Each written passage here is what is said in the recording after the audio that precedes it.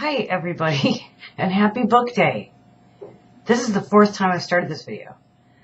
First time I didn't have any energy, so I made a cup of coffee.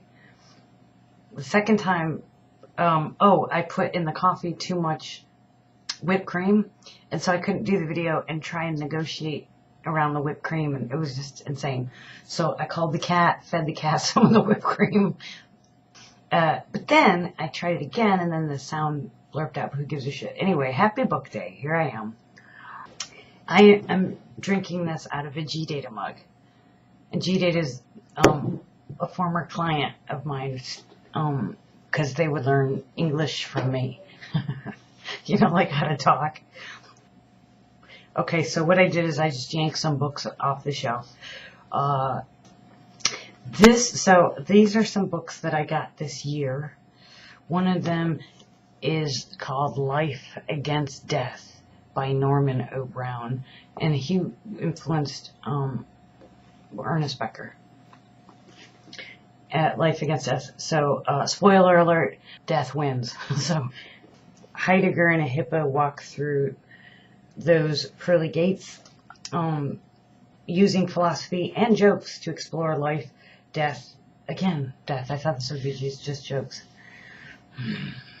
After getting this, I got their first book, which is Plato and the Platypus Walk into a Bar, Understanding Philosophy Through Jokes.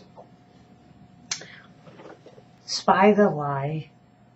Former CIA officers teach you how to detect deception. Reading people, how to predict their behavior anytime, any place as well. I never saw this. This has a quote, "Your eyes will be opened as mine have been by these tips from America's leading people readers." Chris Matthews, host of Hardball. Anyway, this is What Everybody is Saying, an ex-FBI agent's guide to speed reading people. I don't know what this is all about, but I have a lot on this subject. I don't think I've gotten any better at it either. You could probably lie to me and I'd believe you.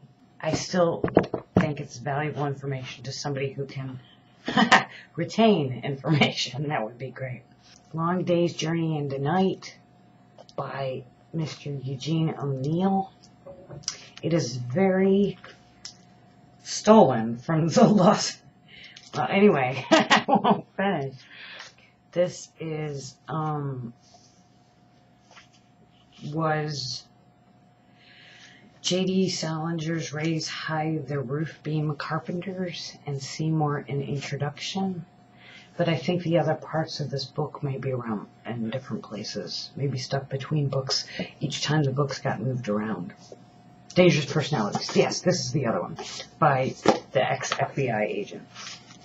Dangerous Personalities is more useful than the body language thing. But it is how to,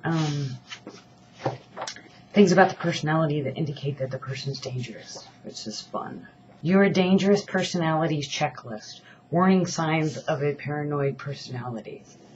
Aren't you totally wondering what happened to me? Like, why would I buy all these? I have no idea. All right, hold on. I've never taken this test. Wow. Anyway, there's hundreds of these. Look at this. It goes on and on and on. And you can see how well you did at the end. And you're like, I'm almost paranoid, but not quite. Okay. Nasty People is what it's called. It's by Jay Carter. And it's a very, very quick resource on nasty people. And it's wonderful. This is the best book ever written in the history of life. It's in like the top 500. It's gotta be. Ernest Becker's The Denial of Death. And there is writing on every page in this book. I love this. Look, let's just... Oh, look at photo. That is a picture of a lady in New York City. I don't know who she is. And she was standing on this corner, just standing there in this red thing. She has her hand on her forehead like this. She's not like moving in any direction. And she's just standing right on the corner, dealing with something. Like this has a little mark here, like this. So it says, Either you eat up yourself and others around you, trying for perfection, or you objectify that imperfection in your work, on which you then unleash your creative powers. Okay, any mistakes? Oh, there are mistakes even in denial of death. There, see, it says, look, I'll show you the error thing. I won't show you the mistakes because that's stupid. So I'll put this at the beginning, opening page where the mistakes are in the text. And in this case, there's a mistake on page 251 and on page 79. The mistakes aren't nitpicky. I'm not a nitpicky person. But like if I gave a copy to my students for them to find the mistake, they would be able to. So it's like that kind of mistake. What else? This year, maybe, was it last year? I got The Subtle Art of Not Giving a Fuck. I don't like it as much as the other one. What's the other one? Fuck It. That's a really good one. But it's missing. Also, if you don't give a fuck, why are you doing that?